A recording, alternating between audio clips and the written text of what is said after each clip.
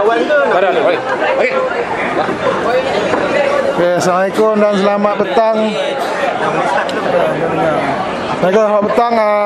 Pada hari ini kita akan membentangkan tajuk Mencintai Kewujudan yang Tragis. Ini Petua Kehidupan Nietzsche yang dibentangkan oleh saudara Fuad. Perkenalkan diri lah, sebab ramai. Perkenalkan diri dulu semua. Perkenalkan diri dulu. Okey. Perkenalkan diri apa? Okey. Dia undang-undang ni kena cakap, kena pegang pasal kita tak ada kamera. Okey. Okey, selamat petang semua kawan-kawan. Saya mulakan dengan ucapan terima kasih kepada warga Kubu dan pihak penganjur Tanah Kubur dan Benz. Nurul tahu Facebook Tanah Kubur kan. Ya, ada beri saya peluang untuk berkongsi sikit sebanyak tentang Nietzsche. Tapi sebelum tu ada permintaan ya daripada kawan-kawan semua untuk memperkenalkan diri,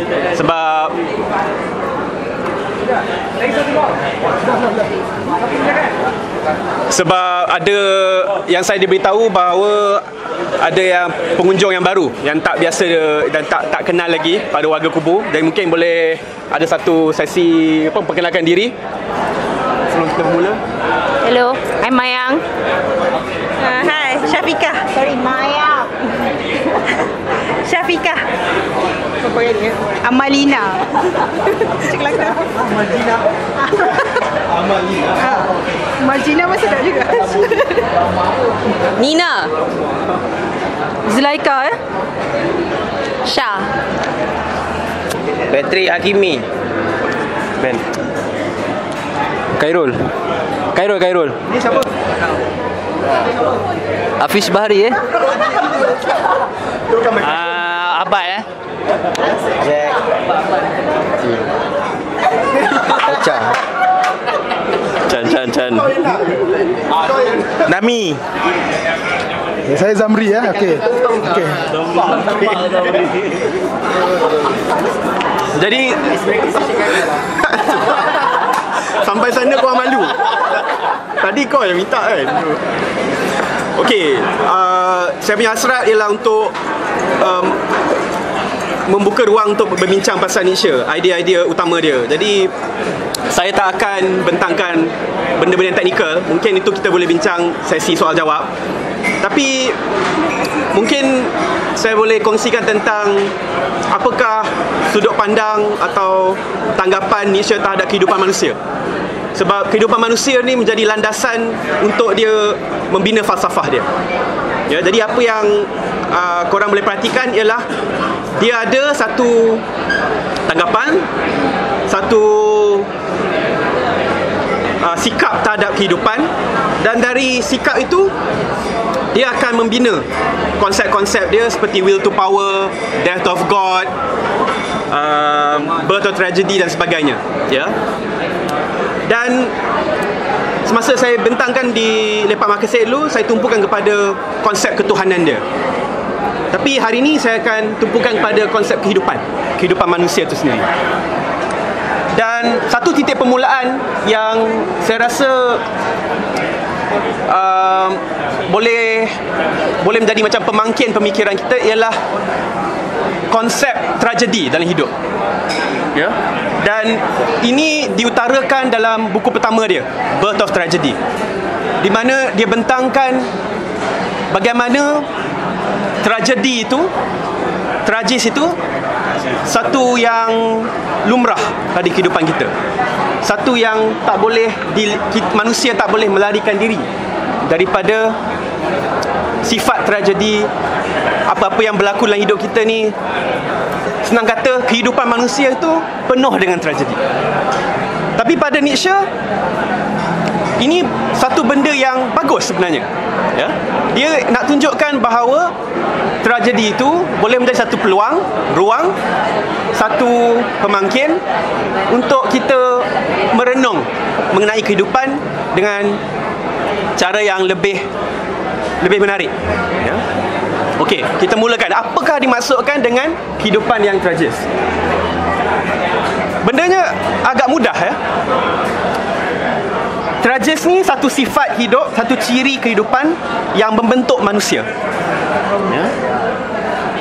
Fakta atau realiti pertama yang kita tak boleh larikan diri ialah kematian kita. Ya. Manusia hidup, kita melalui pengalaman sebagainya, jatuh cinta, kerja, tua, beranak, kahwin dan sebagainya. Lepas tu kita akan mati. Ya. Dan lazimnya apa yang biasanya berlaku ialah dalam perjalanan itu manusia akan bertanya, kan, kenapakah kita hidup ni hanya untuk bertemu kematian? Ya. Dan okay.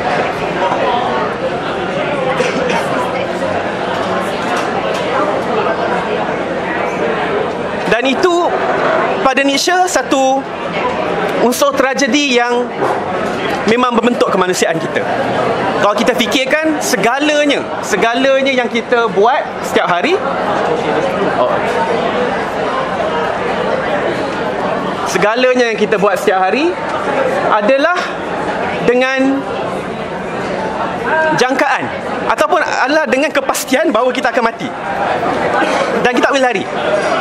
Ya, nilai moraliti kita, nilai pendirian kita, cara kita berpakaian, cara kita membentuk identiti kita adalah untuk merasionalisasikan, memikirkan kepastian yang kita akan mati. Jadi pada Nietzsche, this is something yang memang tragic. Ya? Kita hidup, kita rasa macam-macam, tapi kita akan mati.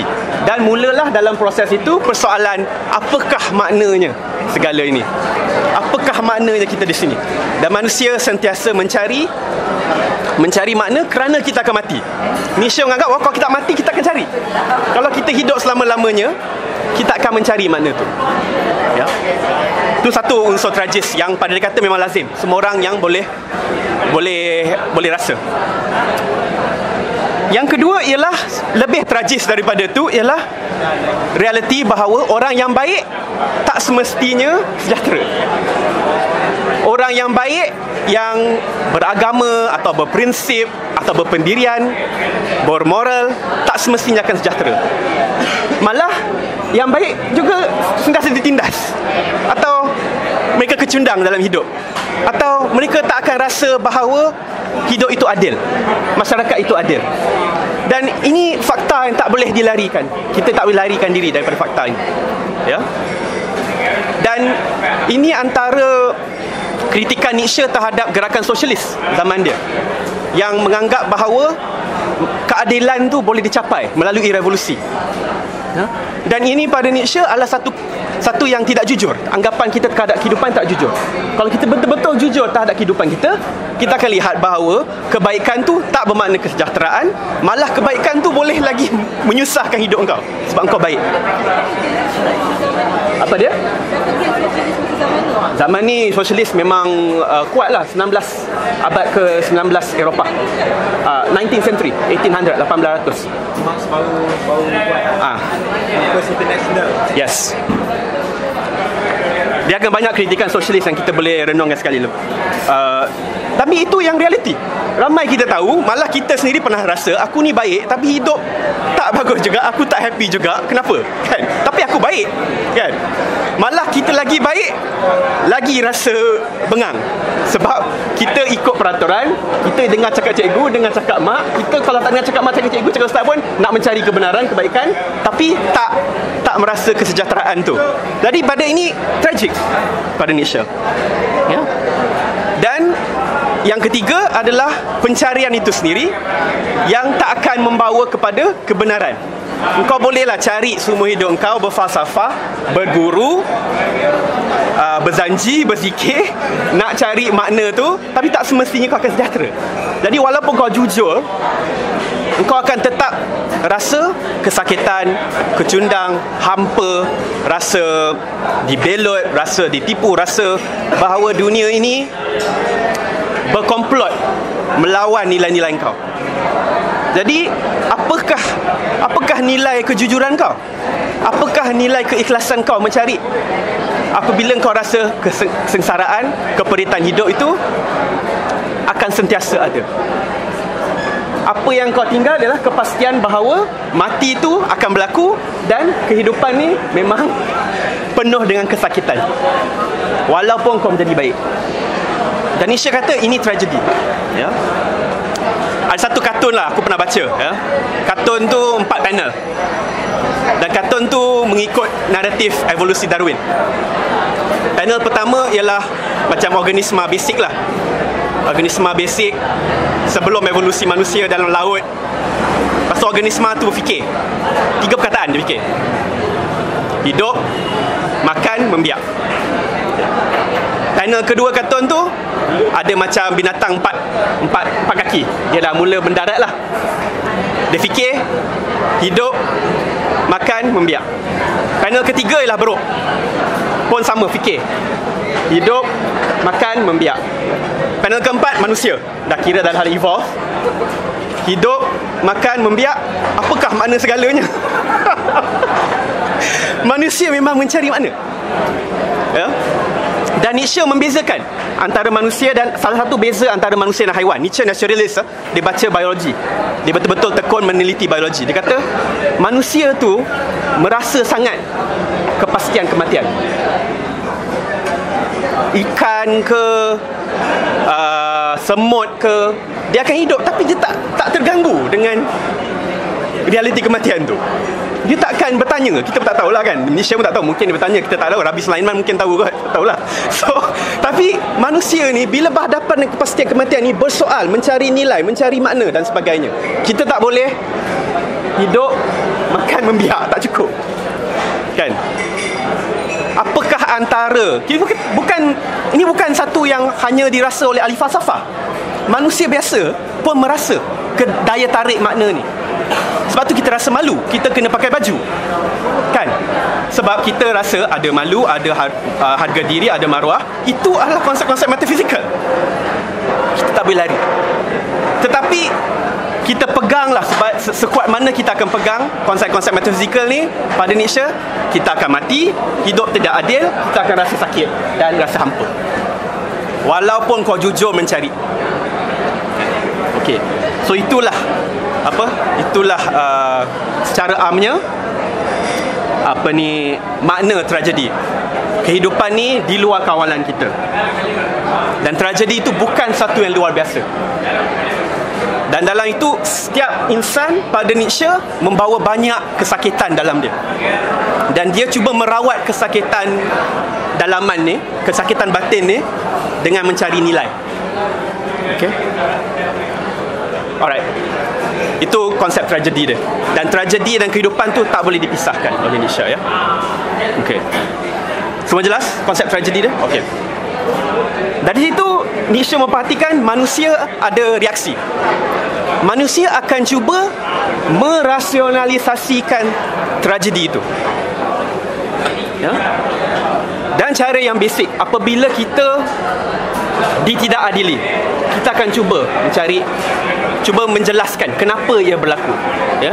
Katalah mak kau marahkan kau, engkau akan cakap, okey, apalah mak aku ni kan, dia tak faham apa kan. Jadi engkau merasionalisasikan, memberi alasan, memberi hujah, memberi penjelasan untuk kesakitan yang kau rasa, ya? Dan ini secara yang basic, yang semua boleh kita pernah melalui, ya. Tetapi manusia akan cuba mencari benda-benda yang lagi hebat untuk merasionalisasikan kepedihan hidup diorang. Dan ini termasuklah agama. Ini termasuklah nilai moral itu sendiri, ya. Dan ini pada Nietzsche termasuk bukan nilai moral, sistem moral dan agama saja. Perasaan kasihan tu pun, simpati itu pun pada Nietzsche adalah percubaan kita untuk merasionalisasikan tragedi dalam hidup. Jadi dia akan criticize. Agama tu memang dikritisize. Dia akan betul-betul bangkang. Sistem moral pun dia akan betul-betul bangkang. Nilai simpati yang kita ada pun dia akan betul-betul bangkang, ya. Kita akan kupaskan hujah-hujah dia. Okay, tapi kenapa? Apakah masalahnya dengan agama? Apakah masalahnya dengan nilai moral? Apakah masalah yang simpati? pada Nietzsche, apabila kita percubaan manusia untuk merasionalisasikan, menjustifikasikan keperitan diorang, ialah satu cara untuk kita tidak berhadapan dengan dunia. Adalah satu cara untuk kita apabila berhadapan dengan keperitan tu, kita macam filter, kita buat tapisan. Dunia penuh kesengsaraan, kita tak boleh terima.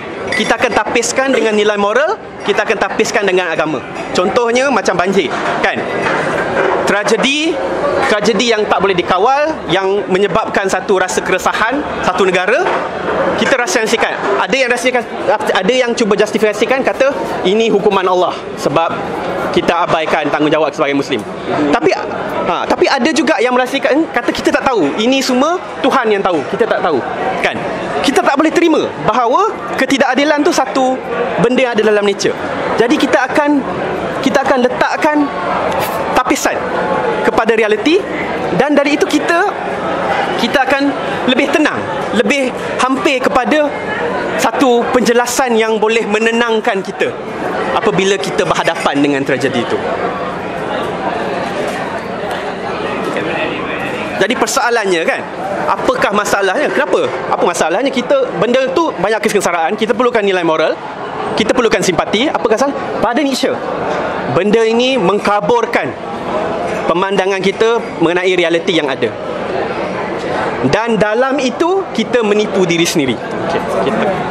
Kita akan menipu diri sendiri.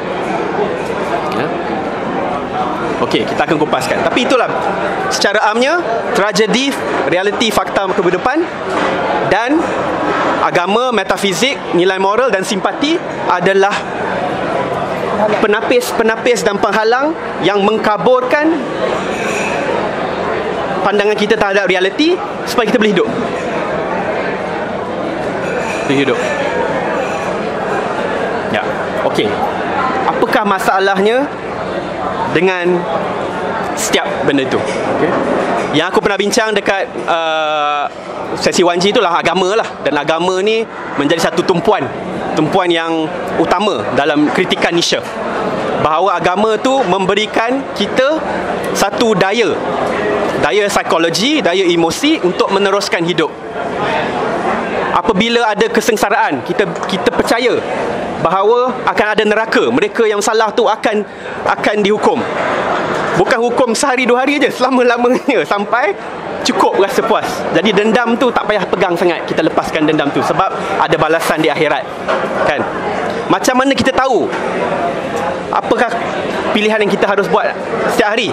Ada Nabi, manusia sempurna, ikut je dia, jangan fikir banyak. Okey, hidup ni kompleks, tak payah fikir banyak, aku ikut saja, kan? Bagaimana kau tahu benda tu betul? Quran ada, benda ni betul, kan? Segalanya betul. Setiap tunjang dalam kepercayaan agama tu menjadi lapisan untuk kita lari daripada keperitan dunia. Bayangkanlah syurga tu, engkau boleh lepas kandang, kan? Kau dalam hidup ni kau tahan naluri seks, tahan naluri nak buat ABC, kau tahan, kan? Kau tahan hidup 90 tahun, bila masuk syurga kau boleh lepas kandang, semua boleh buat, kan? Itu pada Nietzsche is engkau tahan diri dalam hidup lah. Kalau tidak kau jadi gila, kan, kat dunia ni, ataupun kau gila diasingkan oleh masyarakat, ataupun engkau akan depres sebab dunia ni tragik. Okey, Nietzsche sasaran dia Kristianiti lah, ya, tumpuan dia Kristianiti, agama Kristian.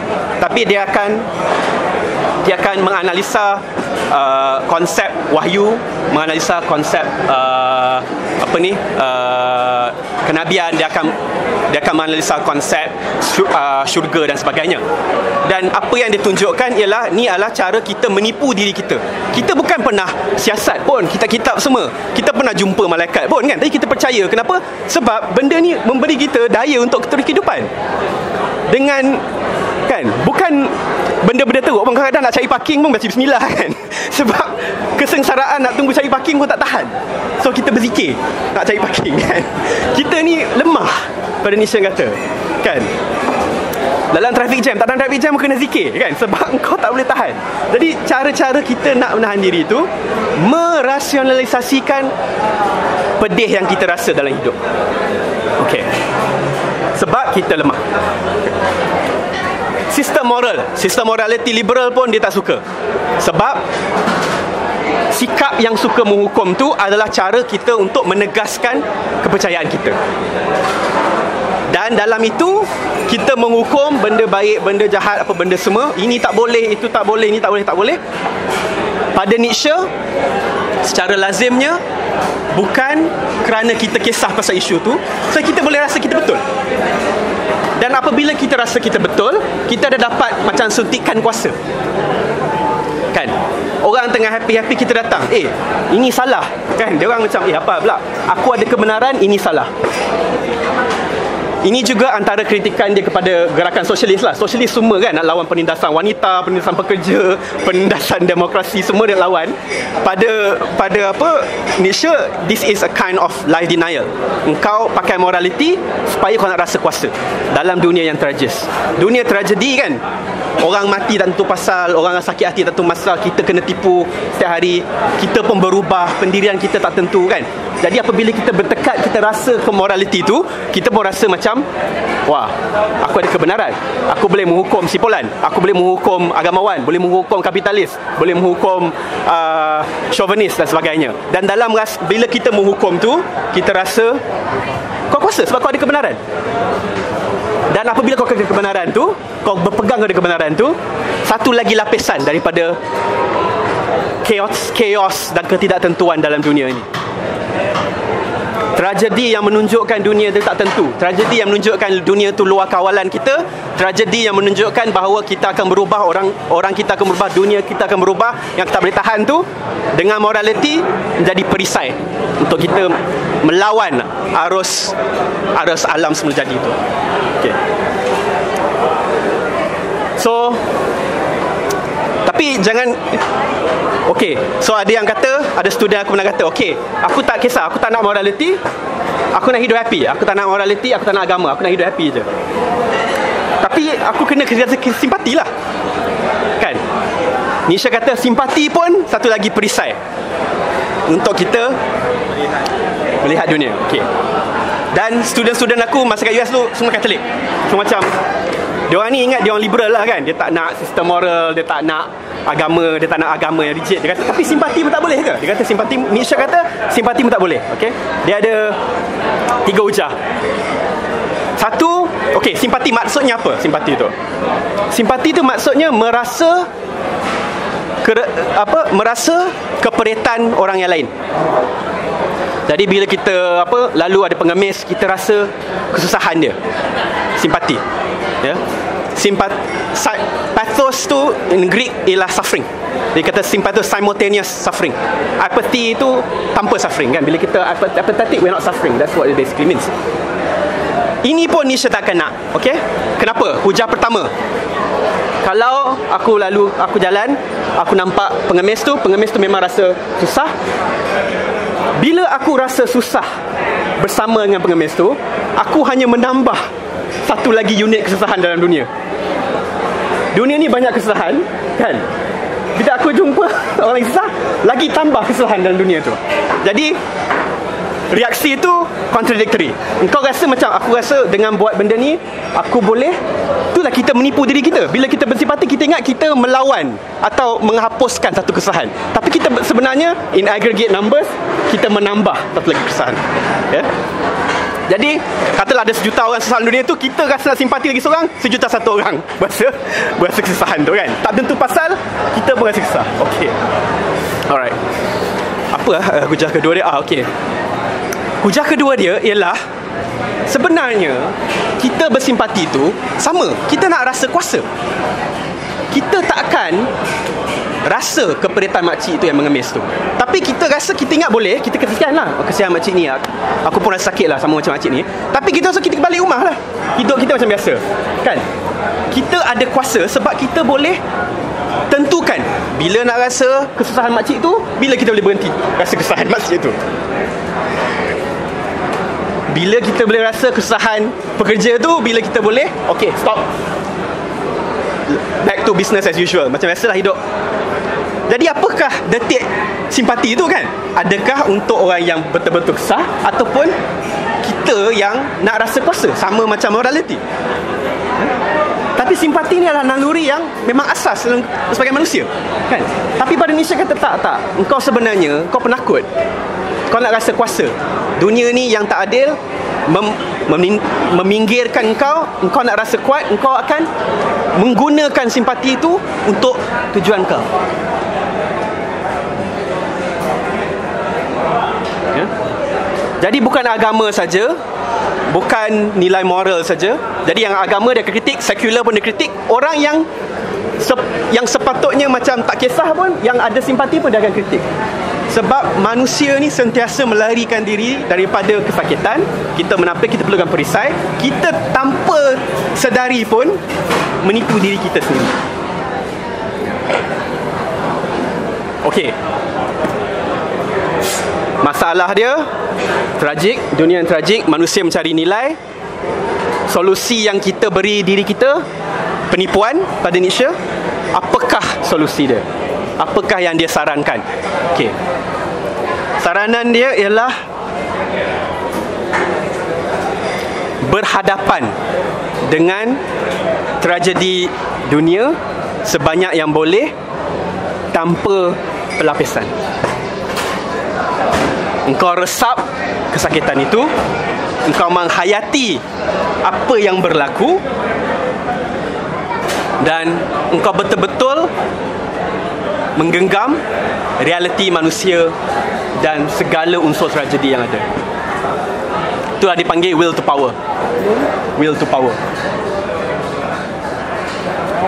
Dipanggil Übermensch. Kenapa? Kenapa dia kata macam ni, kan? Kenapa? Sebab dia kata kita ada dalam daya kita untuk bertembung dengan tragedi itu. Kita, kalau kita buat dengan secara jujur, kita akan menambahkan kuasa kita untuk bertemu dengan segala tragedi kehidupan.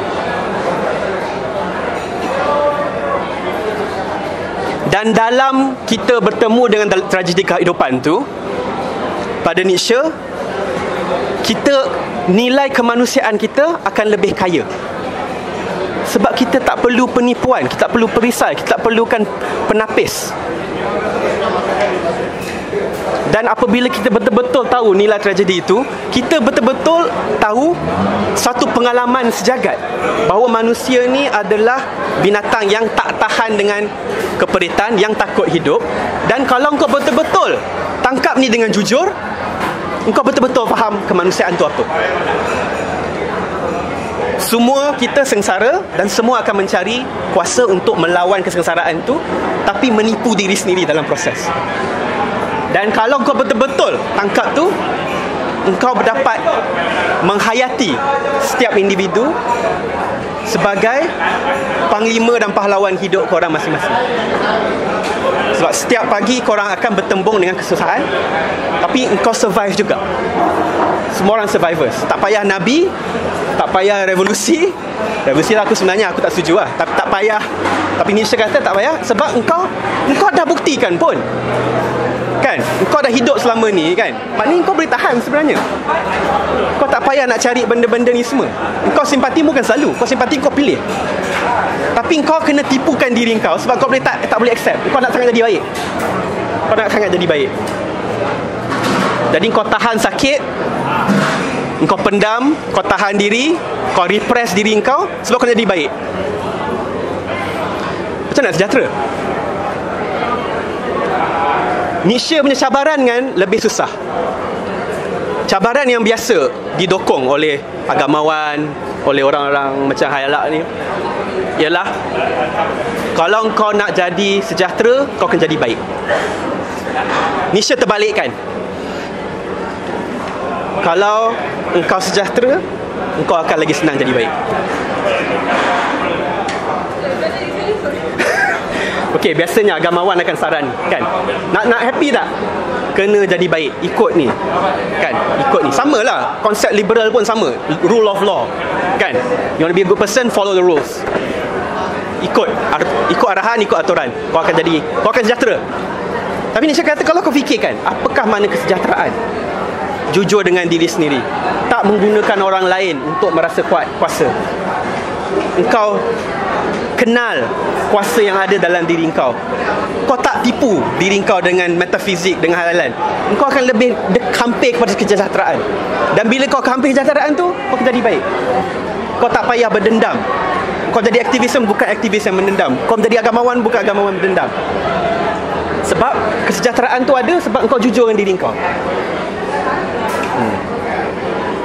Okay, itu je lah.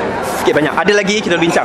Tapi itu kira lagi dalam tu ada, kau boleh tengoklah petikan-petikan dia. Apakah maknanya menegaskan kehidupan di sini. Alright. Okay, soalan.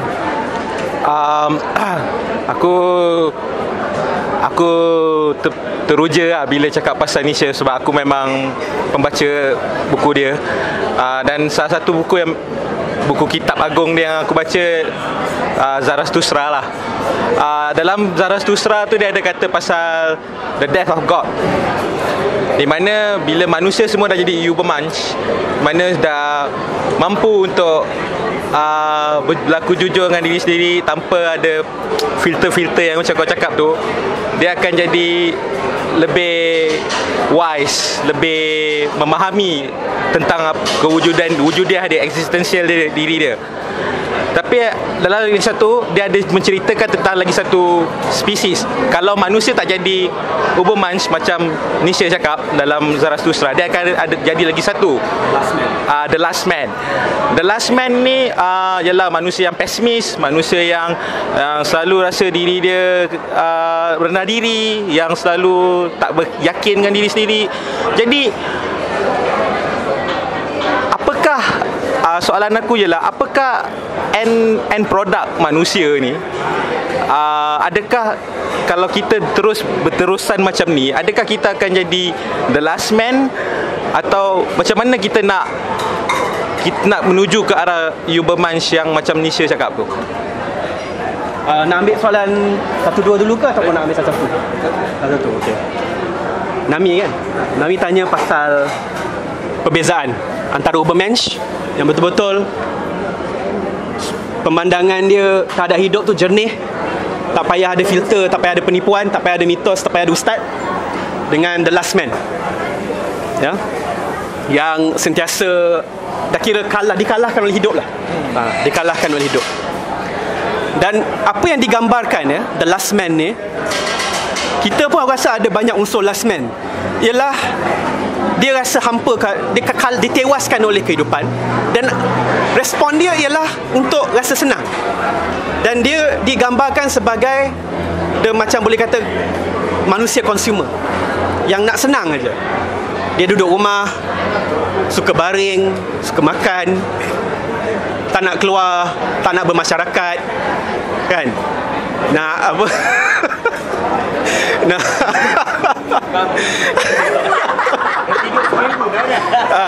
tak nak keluar tidur, kan? Sebab dia kalau betul-betul bertembung kehidupan, dia terlalu kompleks. Dia tak nak betul-betul bergelut. Dia tak nak betul-betul bergelut. Dan jadi last man lah. Berbeza dengan Übermensch yang kata, okey, dunia macam ni, kehidupan macam ni, bring it on, aku lawan, kan? Dan aku akan berkembang sebagai macam itu. Okey, ada perbezaan tafsiran di sini. Adakah Übermensch itu satu saranan kepada semua, satu formula kepada semua? Dan adakah Übermensch itu hanya realiti untuk segelintir? Ya. Dan di sini ada banyak tafsiran lah. Yang tafsiran saya pakai ialah Robert Solomon, yang dia mengatakan bahawa Übermensch ni hanya satu jenis ideal. Dia bukan satu formula. Dia macam satu cita-cita lah. Kita tak ada pada sebab cita-cita jadi Übermensch. Jadi tak ada sesiapa yang takkan rasa hampa. Tak ada siapa-siapa yang takkan rasa sakit dan akan rasa kecundang. Tapi kita boleh bayangkan satu nilai di mana kita akan bertembung dengan kehidupan secara terbuka dan secara sedia. So bila kita, let's say lah kita jadi salah satu, jadi Übermensch, secara tak langsung the death of God tu akan berlaku. Ya. Bila kita dah rasa kita semua dah tahu, kita dah tak perlu fikir kenapa kita ada kat sini. Tapi kalau kita tengok Death of God tu, yang aku tuliskan sini juga, Death of God tu ada menunjukkan bahawa manusia ada evolusi terhadap kesedaran diri dia, tapi itu tak bermaksud persoalan semua habis. Persoalan akan terus, Malah persoalan akan lebih rumit. Sebab Tuhan tu bukan satu kita boleh terima secara mutlak. Jadi persoalan tu lagi kompleks, dan tanggungjawab sebagai Ubermensch ialah untuk meneruskan persoalan itu. Dan jangan kata okey, sebab ramai yang dah ada yang menganggap modernis kononnya.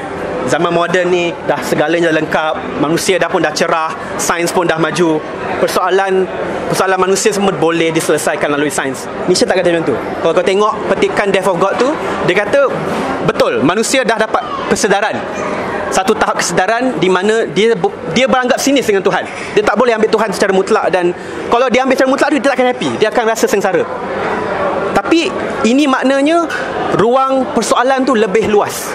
Dan Ubermensch, manusia yang betul-betul jujur, akan bertembung dengan soalan itu.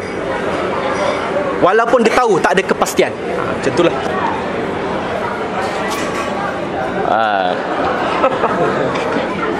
Ada perempuan pun segan pula nak cakap, ada perempuan. Aduh, tak nak buat macam ni lah. Aku nak tanya macam dia kira macam ni lah, untuk nak sampai ke utopia tu kan, dari sudut ketuhanan tu, kiranya orang yang fana, dia bukan isi mau, dia tak sampai isi dia. Kalau dia dah isi tu fana ni, dia dah jumpa Tuhan. Tapi bila dia isi tu, dia dah jadi Tuhan, dia mati. Itu macam mana? Aku tak faham soalan aku. Aku tak faham. Tak faham. Betul. Tanya soalan. Maknanya orang tu dah terlalu baik. Dah ada dalam perjalanan tu nak sampai ke utopia tu. Aku tak pernah nak terangkan. Dia terangkan tu betul tu. Tak, soalannya kita tak tahu apa. Ya, dia main-main. Macam mana aku nak cakap tadi ya? Tak apa, aku skip dulu. Aku tanya dulu. Aku tak faham pasal simpati tu kan. Simpati yang menipu diri sendiri. Macam aku pernah homeless, dan hari ni aku bukan homeless. Dan aku simpati dengan homeless tu, memang aku betul-betul willing. Aku tak menipu apa-apa pun. Dan aku tak faham part mana yang menipu. Okey, part yang menipu tu apabila kita ingat bersimpati tu boleh menyelesaikan apa-apa masalah. Tapi bukan kita bagi, mungkin orang tu akan simpati macam aku dulu, dan dia bukan homeless lagi, dan dia simpati, dan dia akan jadi guna. Apakah end product? Bersimpati macam kita ingat dalam bersimpati tu kita rasa biasanya lah kebiasaan, dan Nietzsche menggambarkan ni sebagai satu trend dalam masyarakat yang menganggap bahawa simpati itu adalah sejenis altruism. Simpati itu ialah apabila kita menepikan diri kita sendiri untuk memberi ruang kepada perasaan orang lain. Tetapi Nietzsche kata, apa yang berlaku bukan kau menepikan diri sendiri untuk perasaan orang lain. Engkau sebenarnya nak merasa kuasa. Bahawa engkau boleh bersimpati, pasal kau takkan rasa simpati kesusahan makcik itu. Aku rasa sebab aku dah pernah lalui jalan yang sama. Itu bukan simpati tu. Yeah, but it's more or less kind of the effect is Apa empathy. empathy. Sebab kalau macam empathy is to feel macam dia, sebab I have shared that feeling. Sympathy macam in this case is like, sympathy in this case is macam ni. Kita okay, hidup okay. Lepas tu pergi dekat Globe 6 Store tu, tempat yang orang main music kan. Lepas tu kesiannya kalau lah aku buta macam dia, macam mana agaknya. So in the end you're making it about yourself. You're still, orang kata simpati tu sebenarnya bukan simpati in that case, bukannya mengasihani orang tu, tapi mengambil tragedi orang tu, nak buat kita hero cerita tu juga.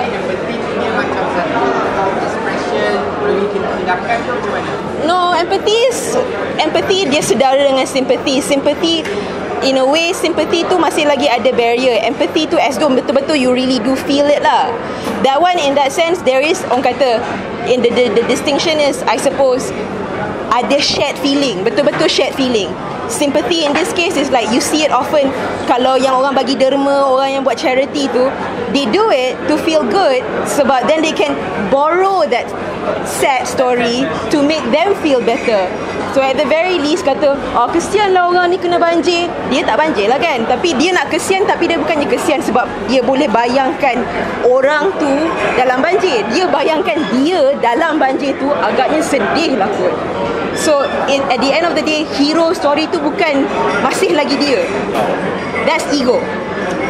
Now, satu lagi saya juga cakap, Malaysia bukan seorang yang pukul rata mutlak. Jadi agama dengan Tuhan tu, dia ada konsepsi Tuhan yang dia kata dia agak terima jugalah. Sama juga dengan morality, ya.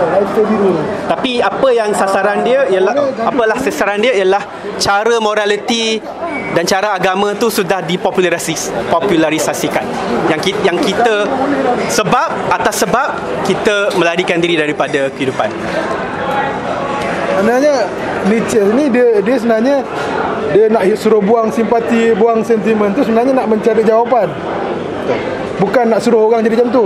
Maknanya kalau kau nak mencari tu, kau kena ketepikan dulu, macam kau kena tolak agama tepi, kau kena cari hakikat yang sebenar.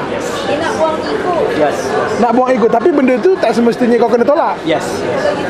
Sebab kalau sejahtera dengan baik itulah, kau cari sejahtera. nak mencari jawapan kena macam tu. Kalau kesejahteraan tu antara dia jujur dengan diri sendiri pada Malaysia. Become who you are. Soalan lah.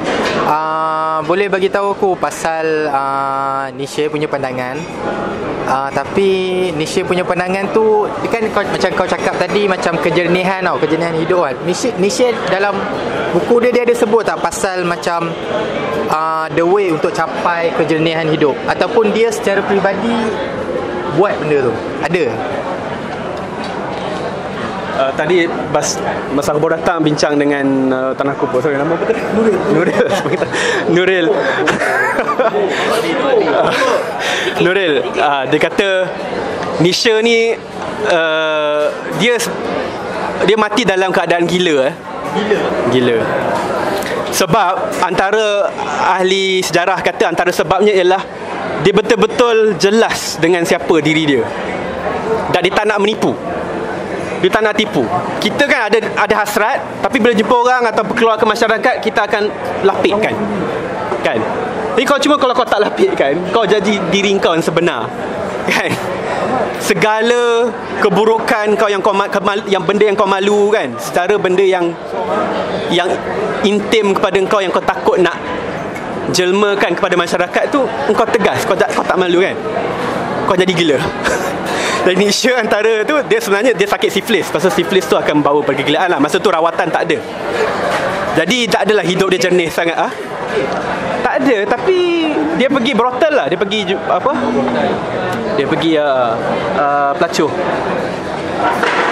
Jernih ni tak semestinya suci ya. Jernih maknanya jelas. Jelas kepada pemahaman bahawa kehidupan tu banyak tragedi. Itu kan. Bukan baik, bukan makrifah, bukan macam tu. Kau jelas bahawa dunia ni banyak kepercayaan kita, pegangan kita adalah perisai, lapisan, tapi tipuan. Dia bagi macam cara untuk capai. Macam kita tanya dia. Tak ada. Sebab kita setiap individu, perjalanan kehidupan setiap individu adalah unik. Engkau kena harungi segala ya. Dia kata, kalau kau betul-betul menghayati keunikan hidupan kau, bukan kehidupan hidupan, keunikan perasaan kau. Dia bukan rasionalis ya, dia suka kepada perasaan, dia suka passion. Kalau kau betul-betul meneliti dan menghayati passion kau, engkau betul-betul merasa keunikan kau.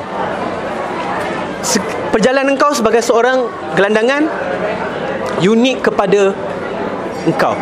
Tak ada siapa yang boleh merasa. Mungkin ada yang boleh relate kepada engkau, boleh mungkin memahami engkau, tapi merasa engkau takkan. Sebab perasaan itu adalah unik dan individu.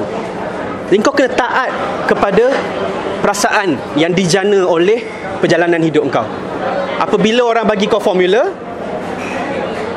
engkau mengambil perasaan dia masuk kau.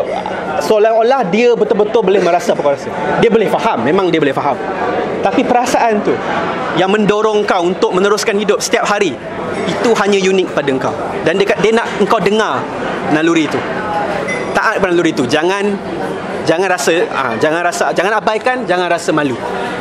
Kehidupan kau sudah membentuk engkau macam ni, jangan rasa malu. Kau tegas.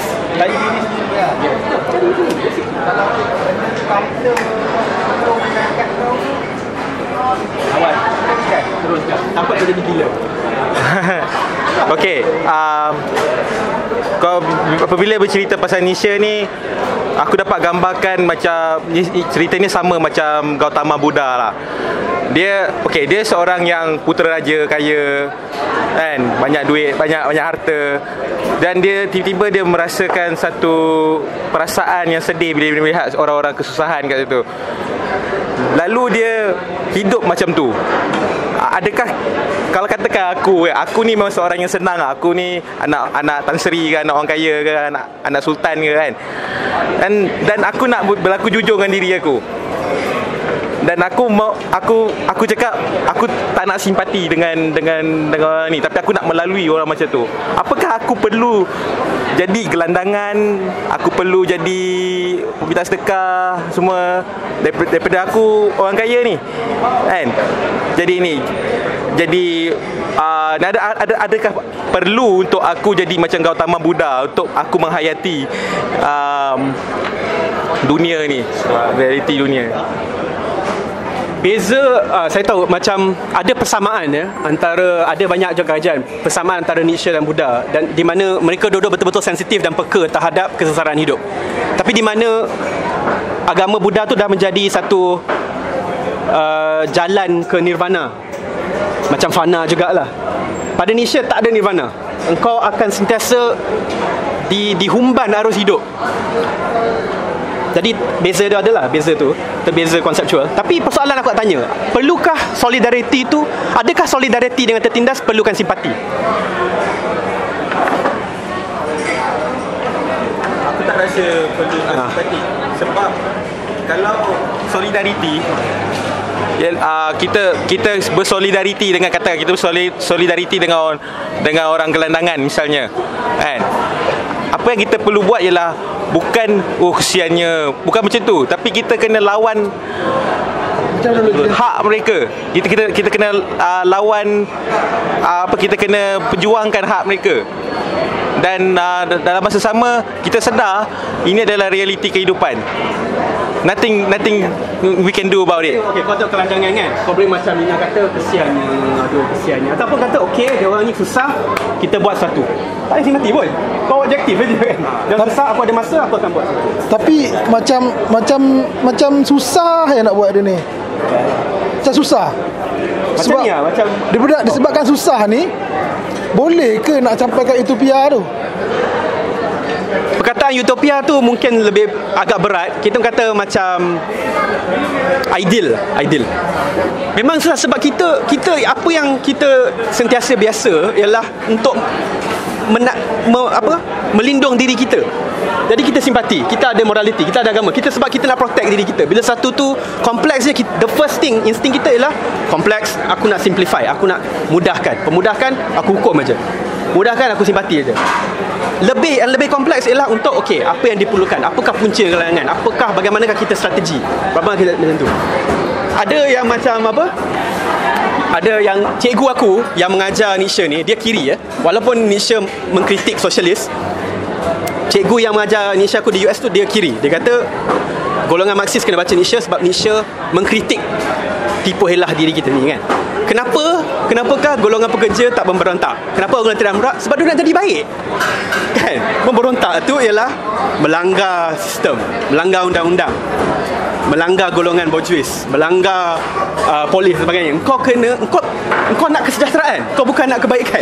Kalau kau nak kebaikan aja, kau tak payah berontak. Sebab dalam hati kau dah baik kan.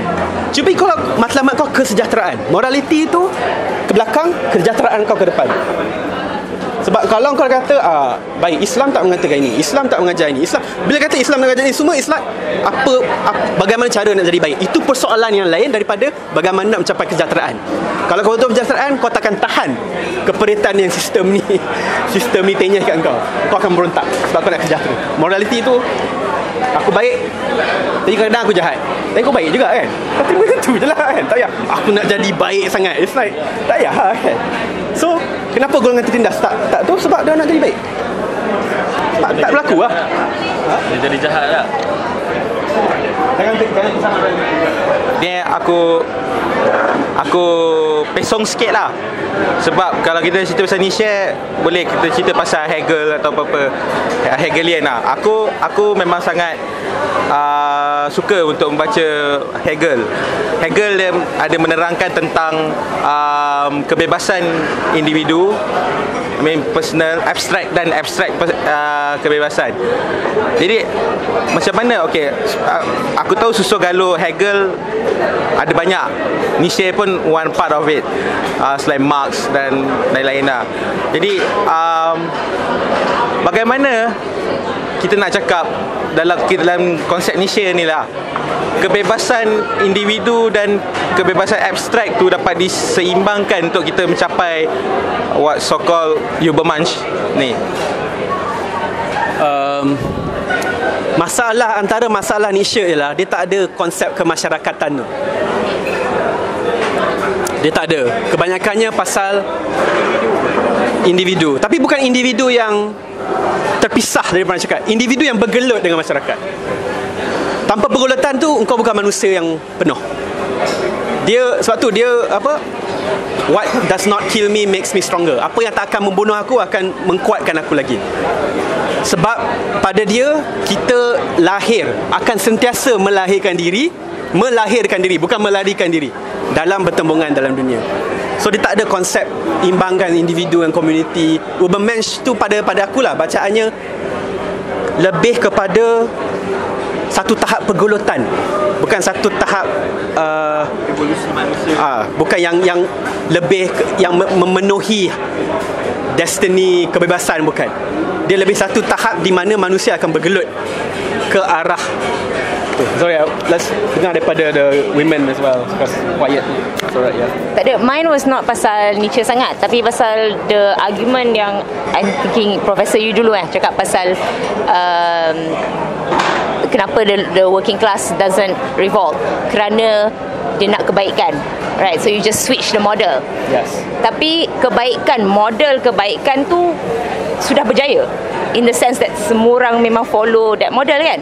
So kalau your target is just revolt for whatever reason, then you just make it baik untuk revolt.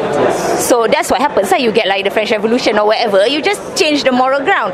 So I don't see that your professor's point is particularly useful kalau you saja nak revolt. Then tukar story je lah, senang ke? But it depends kan. Macam kalau kau nak menggunakan satu moral framework di mana kebenaran mutlak tu, kebenaran sejarah berpihak kepada golongan pekerja, macam Hegel kan, dia kata macam Marx, langkah seterusnya sejarah adalah sekarang ni bourgeois yang mendominasi, satu hari nanti golongan pekerja. Ini pada bacaan Nietzsche adalah satu metafizik yang simplify, memudahkan dunia. Betul. Apa yang akan berlaku jika kita betul-betul semua menzahiri nilai Nietzsche ialah pemberontakan, revolusi, tapi tak semestinya masyarakat yang lebih adil. Itu takkan ada. Tapi ini penafsir Nietzsche Perancis macam Gilles Deleuze. Dia kata sekarang ni kan masyarakat teruk sangat, berontak pun lagi bagus tak berontak. Jadi ada apa? Adakah kita nak memberontak sekadar memberontak sebab kita ni melawan tu lebih jujur daripada menerima, ataupun patutkah kita ada moral grounding, satu asas nilai supaya lepas merontak tu kita boleh membina masyarakat yang lebih adil dan sebagainya. Tapi itu memerlukan metafizik, itu kan memerlukan moral, itu memerlukan. Tapi again, Nietzsche bukan kata tolak semua morality. Dia kata morality itu tak boleh mengkaburkan pemahaman kita terhadap diri kita dan dunia.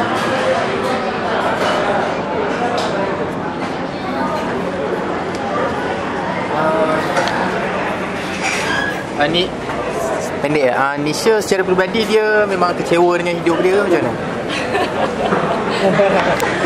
Rasanya betul lah ada. Memang kecewa. Dia sentiasa dilanda kesakitan semua hidup dia. Selalu jumpa doktor, selalu masuk hospital macam tu. Dan dia jatuh cinta 2 kali Dan dia tak pernah kahwin. Jatuh cinta 2 kali.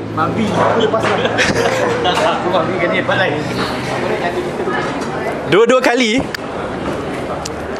kekasih dia tu dicuri, diambil, disabotaj. Hubungan disabotaj oleh kawan baik dia. Different. Okey.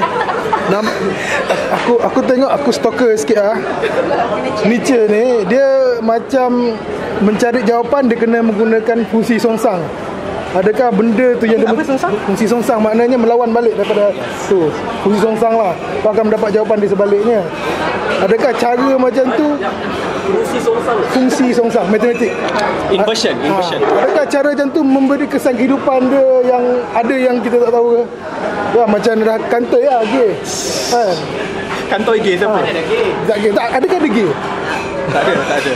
Sebab dia cara dia mencari terbalik sebalik. Adakah sepanjang hidup dia akan mencari jawapan dia pakai balik? Tak ada, setahu aku tak ada. Maknanya setiap kali nak cari jawapan dia guna macam ni, mengenepikan semua ni. Tapi dia tak hidup sebagai Uberman, Syah. Dia banyak hampa, dia depress. Kesian. Dia selalu sakit. Mati pun. Memang boleh kesian lah.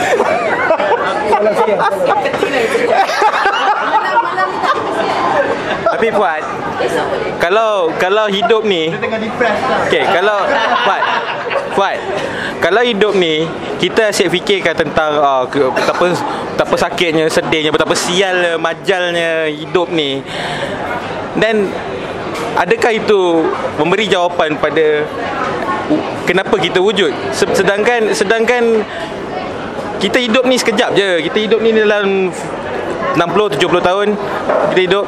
Takkan 60-70 tahun ni kita nak depress je. Kita boleh jadi gila macam ni, Syah. Jadi macam mana kita nak accept the fact, terima hakikat. Kita reda dengan kehidupan ni yang serba sial ni.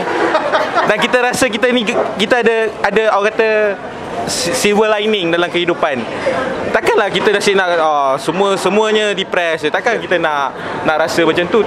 Kita mesti kena ada satu kegembiraan. Kalau tak, apa guna kita hidup? Nak tambah pada persoalan tu lah. So basically bila kita dah ada dalam satu position yang kita dah tak ada self-deception, or kita have very little self-deception, so kononnya can confront the reality of the world.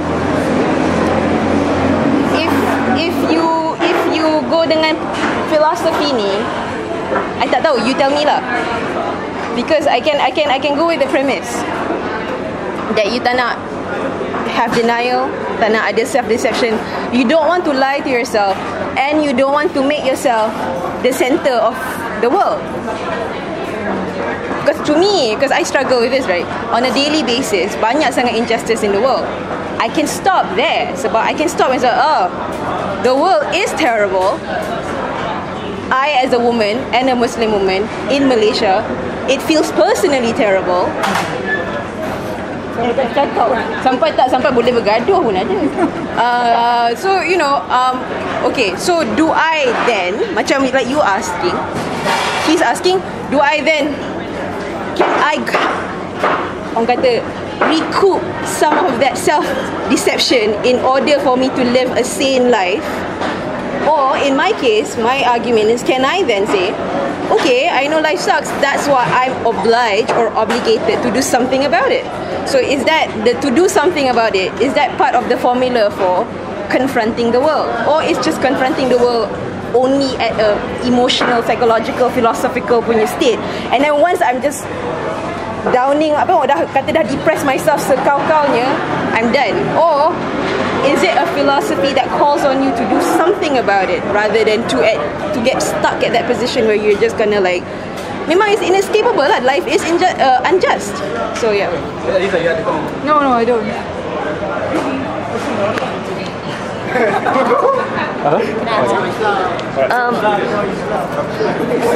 For me lah, the way I read Nietzsche is that it's not a clear formula that you have to do something, kena macam ni. Tak ada.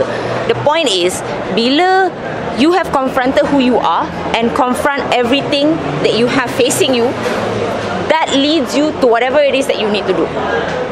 Whatever lah, it's not a formula because each person is going to have to find and fight that. But it's not a depressing thing. Maksudnya ialah kalau memanglah kita hidup sentiasa hampa, itu kita cakap apa, buat macam mana pun kita tak hampa. So jawapannya you nak hampa dan menipu diri sendiri, ataupun you nak hampa dan terus fight.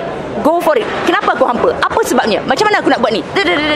Dan dalam kehidupan yang confront terus both diri kita dan some of our kehampaan ialah disebabkan diri sendiri kan. Tak semestinya orang lain juga yang buat kita hampa kan. So kita kena confront diri sendiri, apa yang buat kita hampa, dan confrontation tu sebenarnya ialah apa yang membawa kesejahteraan. That's how I read Nietzsche. Yes. But I think based on your question, Nami, is he's not progressive, and he's not a radical, he's not left, he's not right either. Akan warisan penafsiran yang menyerlah setelah dia matilah dia seorang Nazi. Tapi itu dah dihapuskan lah for now. Tapi exactly like Mayan said, tapi apa yang dia tekankan dalam pertembungan dalam dunia itu, kita ada macam an aesthetic sense. Dia kata manusia ni adalah makhluk yang kreatif. Kita kreatif, boleh fikirkan Tuhan, malaikat, wahyu, manusia sempurna. Benda tu kan, kau kena pandai tau kalau boleh nak keluarkan benda tu. Jadi daripada kau pandai nak nipukan diri, apakah seni yang boleh dijanakan dalam bertembung dalam dunia? Bagaimanakah naratif hidup engkau tu cantik sebagai satu luahan seni? Macam tu. Tapi cantik tu tak semestinya senang. Cantik tu tak semestinya jelas dan segalanya terselesai. Kau boleh ada lagu yang betul-betul menyedihkan, tapi dalam kesedihan tu ada kecantikan. Kau ada satu macam apa? So psychedelic. Sampai lagi jiwang gitulah. You can be sad. Kau betul-betul hampa, tapi boleh jadi satu kecantikan sebab kejujuran tu ada. Macam itulah. Apa yang kau dapat ialah kecantikan apa? Lagu rock apa? Macam lagu jiwang lah memang. Exactly. So kita ni orang Melayu ni je. Aku rasa sekarang susah. Once upon a time. Nietzsche ni aku rasa kalau aku rasa dia macam ulama tasawuf tau. Okay, teruskan explain. Aku rasa lah, kan, itu soalan kau, aku tahu tadi. Sebab tasawuf Aku boleh dia sebab dia mencari. Kalau tasawuf ni dia lebih pada jiwa, jadi diri sendiri. Aku rasa dia tak. Dalam Nietzsche tak ada makrifah. Tak ada makrifah, tak ada fana. Tak ada. Tak ada makrifah. dalam Malaysia memang dalam Malaysia apa? Dalam Malaysia. Bukan.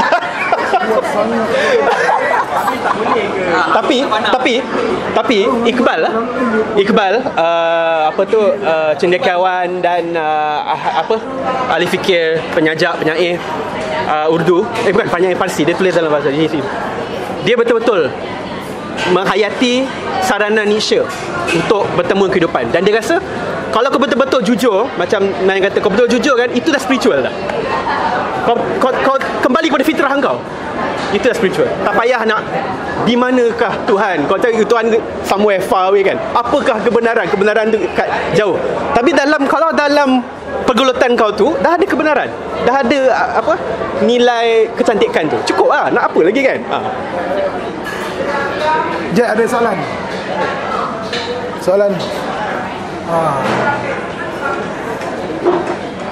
Ya, ni pasal sosialis tu. Orang tak berapa baik. Bagi. Tapi dia macam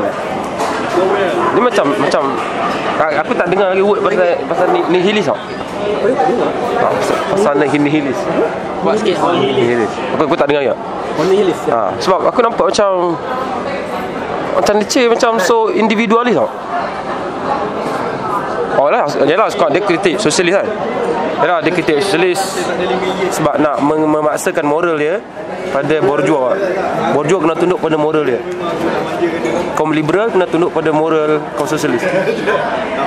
Tapi sekurang-kurangnya kaum sosialis dia ada fungsi tau.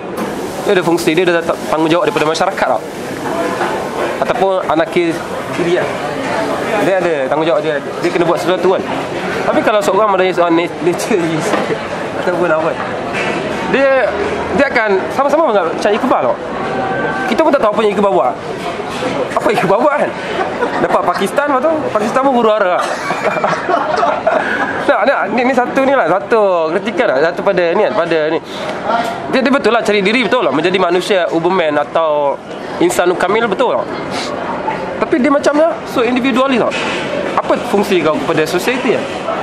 Dan aku tak kata aku membenarkan klaim sosialis tau. Maksudnya aku ada pro con tau. Baiknya adalah mencari diri tau. Buruknya adalah apa fungsi kau pada masyarakat. Macam tak ada fungsi kan? Macam kau fikir diri kau kan? Macam sakit orang apa semua, let it be, biarkan saja. Macam mana? Memanglah dia very individualistic. Dan ni satu kritikan.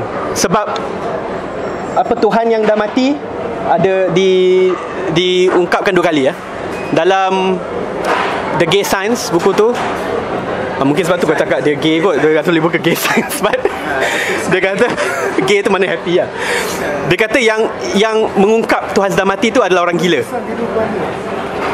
Dan dalam Zarathustra bersabda, yang mengungkap tu is the ugliest man. Hanya orang yang terpinggir daripada masyarakat yang betul-betul mengenali masyarakat. Itu yang pesanan Nietzsche lah.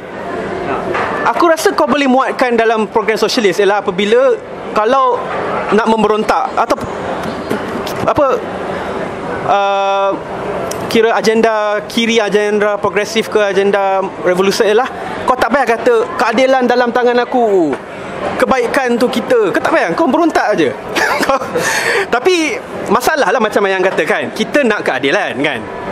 Jadi kita nak masyarakat keadilan. Jadi kita bila fikir pasal keadilan, apa yang patut buat, apa tak boleh buat, apa yang patut buat, nilai tu masuk balik. Tak berontak, kata berbincang kan, okey nak buat ni ke nak buat tu kan. Jadi persoalan nilai tu sentiasa akan ada. Tapi Nietzsche, satu lagi, bila kau tengok aku tulis dalam nota tu, style Nietzsche ialah bukan style ahli falsafah yang biasa, yang tulis logik mengikut statement. Dia menggunakan ungkapan-ungkapan ringkas. Dia menggunakan fiction.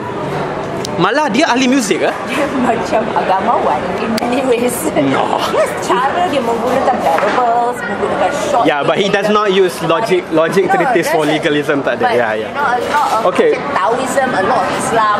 Okay, fair enough. Cara, method dia tak semestinya. Okay lah, he's a bit spiritual. But bapa dia padri ya. Lepas tu dia pun pendidikan dia ialah pendidikan agama. Malah dia mendapat pendidikan tradisional Lutheran. Jadi mungkin ada saki-baki tu yang apalah. Tapi he was playing with it. Yeah. Apa aku cakap dia? Jadi dia nak kita bertembung dengan persoalan nilai. Dia bukan nak kata you have to be like this. Dia tak kata kau kena A, B, C, D. Engkau tahu keutamaan kita berlaku jujur kepada diri kita. Apakah kita akan buat? Dan situ kau nak tolong gelandangan, kau jujur, kau nak tolong tu tak apa. Kau tak payah jadi. Dia kata dia tak nak pengikut. Dia tak nak gereja atas nama dia. Sebab itu melawan nilai falsafah dia. Dia nak engkau bertembung dengan persoalan tu. Dan kalau engkau betul-betul jujur, tanpa metafizik, tanpa kasihan, tanpa tu, lepas tu kau boleh tanya, apakah yang betul-betul bernilai kepada aku? Keluarga kau jadi anak yang baik kan? Aktivis, kau jadi aktivis yang baik. Tak payah nak sentiasa berpegang atau berperisai macam tu. Sebab pilihan tu akhirnya it's up to you. It comes back to you.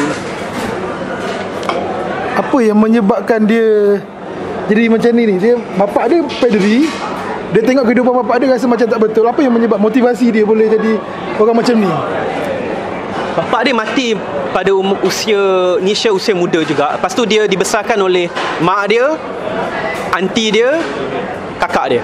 Jadi kebanyakannya kehidupan dia dengan dia membesar dengan wanita.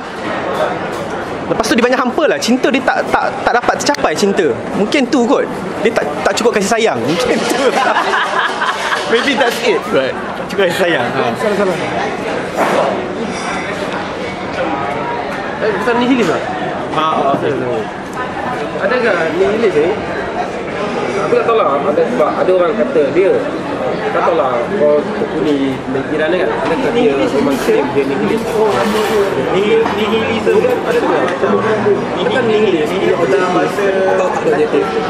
Lebih baik daripada lestis. Kau tak pegang apa-apa orang. Kalau kau sebenarnya kalau revolusi barang pegangan perubahan yang berlaku di dunia, kepercayaan. segala revolusi satu, kemudian segala perubahan yang berlaku di dunia digerakkan oleh orang-orang yang ada objektif ataupun agama ke ataupun siapa-siapa saja yang ada objektif, ada sesuatu untuk dicapai. Lestis, agamis yang ada objektif dia akan mencapai. Yalah, dia akan jadi ditato ke apa semua tu hal lah. Ya, kita tak nafikan lah. Kita kata, aku tak cakap itu baik. Aku cakap ini faedah objektif lah. Tapi untuk nihilis ataupun untuk menjadi Nietzsche, katalah Nietzsche adalah jawapan kepada persoalan yang ada pada hari ini. Kita kena jadi Nietzsche lah balik kubur kan. Tapi apakah yang akan kita apakah ianya boleh menyelesaikan ataupun dalam bahasa lain menjadi individualis sudah cukup, maka akan tenteram, aman, damai. Macam ni guru aku cakap Nietzsche ialah persoalan untuk jawapan zaman ini. Is the question, persoalan kepada jawapan yang kita diberikan. Banyak jawapan kita terima tu Nietzsche menyoal. Dia orang gila tau, tapi tak payah ikut sangat. So dia bukan macam, dia tak ada yang menyarankan kepada aliran dan sebagainya. Dia nak kejujuran kepada diri sendiri dan mengajak kita bertembung dengan dunia. Adakah dia nihilis? Ada dua tafsiran. Satu, kebanyakan tafsiran kepada nihilisme dia ialah kerana dia dikaitkan dengan gerakan Nazi. Yalah kan, tak nak morality kan. Satu. Lepas tu bertembung dengan dunia, berhadapan dengan dunia kan. Jadi banyak retorik tu diguna pakai oleh Nazi. Malah kakak Nietzsche yang menjaga Nietzsche semasa dia gila, menjaga Nietzsche semasa dia sifilis, menjadi penyunting karya-karya Nietzsche. Malah aku tak tentu, I have to check this. Kakak Nietzsche, sebab dia dah banyak berjasa menyunting karya-karya Nietzsche, pada aku dia nominate Nobel Prize, if I'm not mistaken. I think so at some point. Ya. Jadi kebanyakannya diserap oleh penafsir. Ya. Cuma 1960-an selepas Nazi baru ada percubaan untuk menghadapi karya-karya Nietzsche. Betul. Dari nihilis tu kebanyakannya kaitan dengan politik dia. Dia bukan left, lepas tu dia dikaitkan dengan Nazi, orang ingat dia nihilis. Tapi dia sendiri menulis pasal nihilisme. Nihilisme pada dia ialah apabila nilai-nilai engkau tu tidak bernilai lagi. Kita tak percaya pada agama, tak percaya bahawa Tuhan itu mutlak, malaikat tu ada, tapi kita nak peranan, nak dia orang mainkan peranan dalam diri kita. Kita tak percaya bahawa ada wahyu dan sebagainya. Kita tak pernah berfikir, tapi kita nakkan lagi. Maknanya kau tak percaya apa-apa sebenarnya. Kau percaya apa yang boleh tolong kau? Sebenarnya engkau yang tak ada kepercayaan, sebab engkau berpegang pada benda-benda yang hanya menghilangkan kelemahan kau. Jadi itu ada pesan-pesan. Jadi satu lagi, apa yang aku sarankan bila korang baca Nietzsche ialah ingat bahawa dia nak challenge engkau. Dia bukan Marxis. Marx memang nak membina gerakan. Dia tulis Kapital, dia kata untuk mereka yang akan menggerakkan massa, mereka yang menggerakkan pekerja akan menggunakan kapital. Dan juga pemikir-pemikir liberal, ya, dia akan menggunakan teori ini untuk mempertahankan hak milik peribadi dan sebagainya. Pada Nietzsche, ini untuk pertembungan dengan diri kau. Jadi kita boleh menganggap dia sebagai satu teman bicara, bukan follower, teman bicara. Medium. Teman bicara je. Dan pada aku itu sikap yang paling produktif untuk baca dia. Jadi kalau macam kau cakap kita bertembung dengan diri sendiri, kita bertembung dengan masalah kita sendiri. Okay, apa yang aku faham macam Hegel pun cakap kan, pertembungan antara dua akan kontradiksi akan membentuk satu lagi, melahirkan satu lagi benda yang baru kan. Jadi macam katakan aku konfront dengan diri aku ni, aku tak mau jadi ni, tapi dalam masa sama aku rasa benda ni tak betul untuk masyarakat kan. Adakah macam mana aku nak tanya, adakah pertembungan-pertembungan ini yang akan mencetuskan satu lagi fikiran aku yang aku patut buat. Individu. Contohnya lah, aku tak mau kesian dengan orang. Tapi masa sama naluri aku kata aku nak kesian dengan orang. Pertembungan itu akan membuat aku berfikir dan terus berfikir, dan akhirnya bila aku berfikir akan mencetuskan satu lagi idea yang katakan okey, aku patut buat benda something yang lain, dan kau melahirkan satu benda yang baru, satu gerakan baru, satu benda yang barulah. Adakah macam tu konsep dia? Aku rasa jadi persoalan kau ialah dalam merenungi implikasi Nietzsche ni, adakah ia akan menghasilkan satu baru ataupun pergelutan takkan ada, akan berakhir. Dua-dua. Engkau akan dapat realisasi baru terhadap diri kau, tapi baru tu tak pernah final.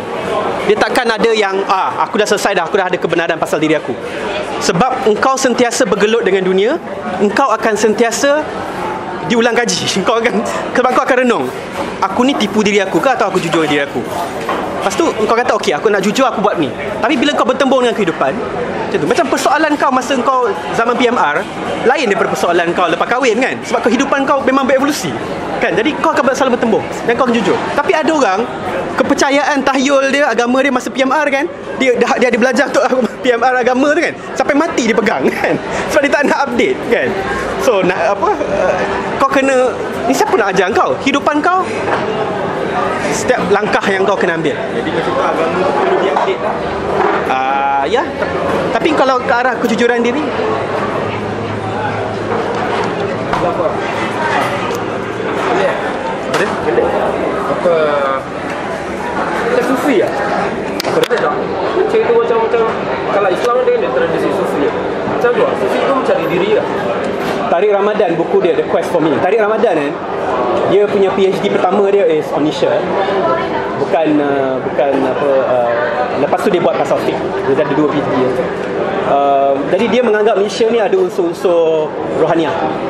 Sebab dia betul-betul serius nak berjujur kepada diri sendiri. Dan dia serius tu dengan persoalan-persoalan susah. Orang sufi ada tradisi gila isim. Seperti Nietzsche yang gila. Tak boleh pun macam tu kan. Jadi mungkin betul kata dia tadi orang Melayu dah lama dah Nietzsche kan. Mungkin lah kan. Tapi dia mungkin persoalan lawak lah kan. Maknanya sebab aku tak nak serius lah.